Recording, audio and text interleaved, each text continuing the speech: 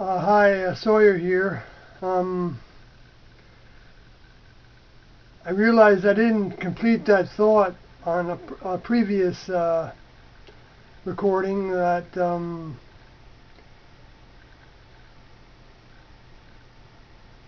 regarding what I said was that I witnessed T.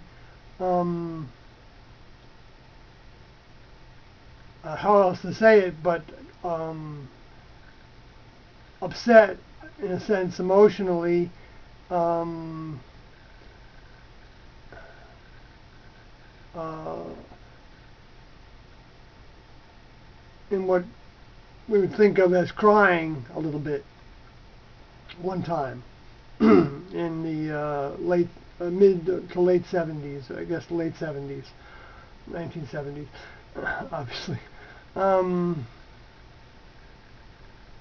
and that was at a meeting that T and Do were giving, and it was in a big tent because we had two large tents, one for cooking and one for having meetings. It was called the Green Tent because it was green, and the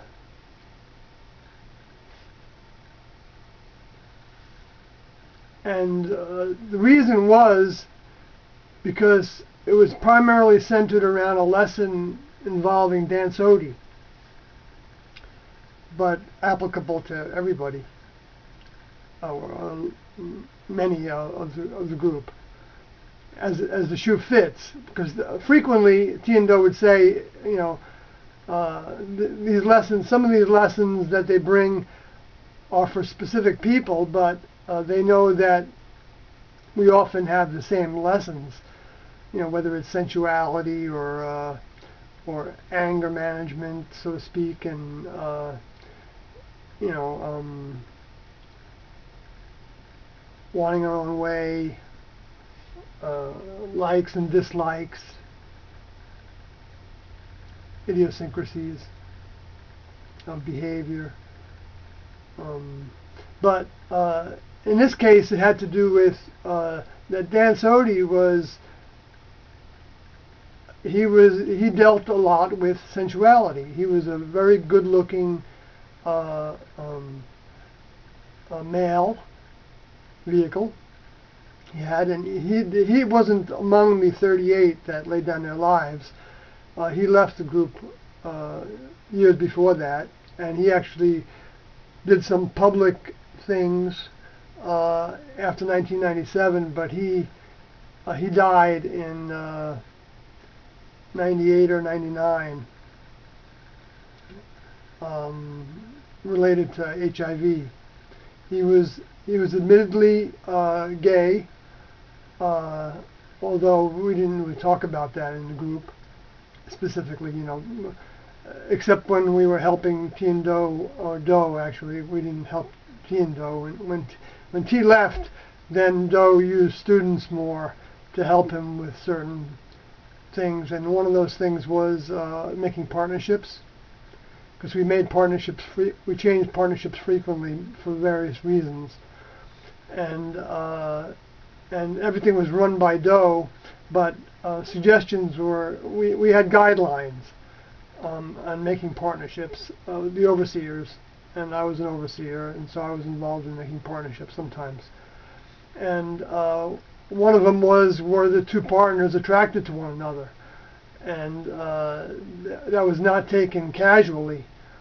And Do had the last word, of course, because he would be checking with T in his mind, of course, because T wasn't physically in a human vehicle at that time. Anyway, so but getting back to what I was going to talk about here, so I don't get off again with it.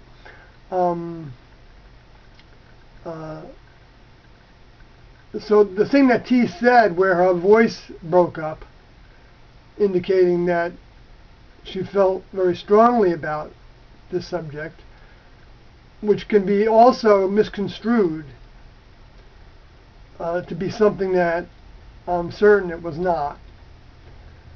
I'm going to tell you off the bat that what she said is why don't you find me? Why aren't you attracted to me? She said that to Dan Sodi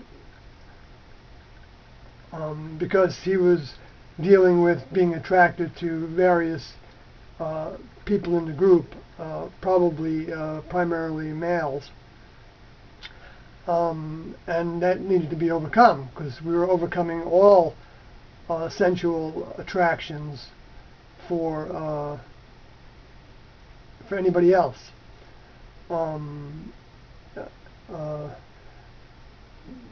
But she was pointing out at that time that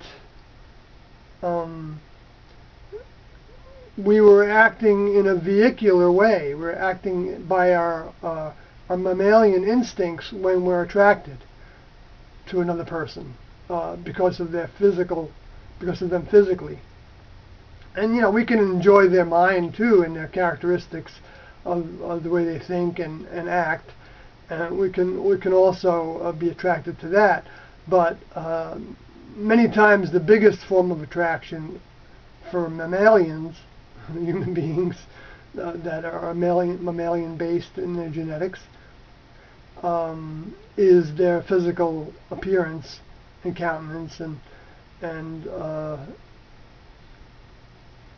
how they act, how they carry themselves, and things like that. And what we were striving for as the overcoming was to be Joe Vanilla, to not show any attractive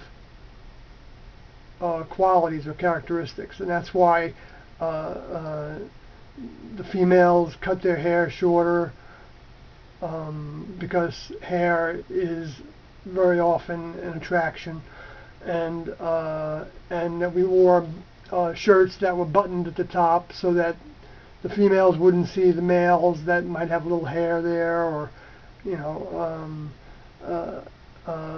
that can be sensual attraction, and that the males wouldn't be looking down the shirt of the females, you know, to see their cleavage. And it was important for people that even were not that challenged by their sensuality to also take the measures so that other people that see them, that might be attracted to them, don't have to deal with that. So the overcoming process when it comes to sensuality isn't strictly self-control in the mind. It's also that you need to people that want to overcome that characteristic need to stay away from circumstances that will test them. You don't want to test yourself.